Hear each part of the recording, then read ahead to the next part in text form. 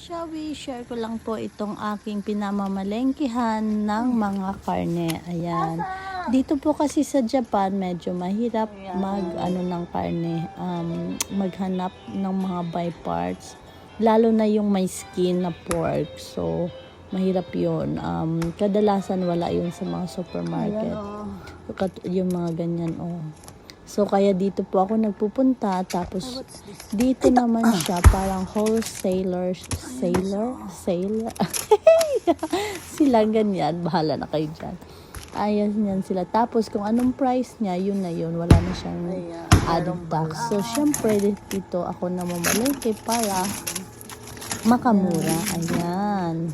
So, ayan po yung mga karne nila. Ayan yung, ayan, favorite yan ni Jowa sa Sorry. Tsaka yung magkatabi na yung pork din. Tapos, ito yung pata. Tapos yung tenga ng baboy. Ayan. Tapos, meron din silang hindi nakat na ganyan kung gusto nyo. So, dito siya per kilo yung bentahan nila. Tapos, frozen na siya. Hindi siya katulad yung sa supermarket na parang fresh. Parang ganon. So, ito naman siya. 2 kilos naman siya na halimbawa yung pakpak 2 kilos, ito breast 2 kilos by 2 kilos yan sila per ang bintahan, pero mas mura siya. Kaya yung ref namin lagi siyang puno kasi dito pa lang napupuno na siya. 2 kilos tapos syempre dahil di rin naman ako ganun kagaling magluto, so gusto ko lahat ng parts ng manok meron ako, especially manok.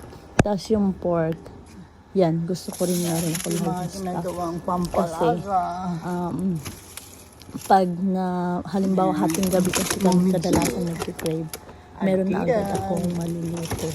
Ayan, hanggang dito na lang po ang reason ko kung bakit ako dito na mamalengke, dahil nandito na po siya lahat. Mula sa pork, chicken, meron din sila ditong lamb ba yun? Meron din silang turkey, lahat na, tas lahat ng parts, lahat ng klase ng lamang loob, kompleto po sila. So, ayun lang po, na i-share ko lang naman. Salamat po sa mga patuloy na sumusuporta. And God bless!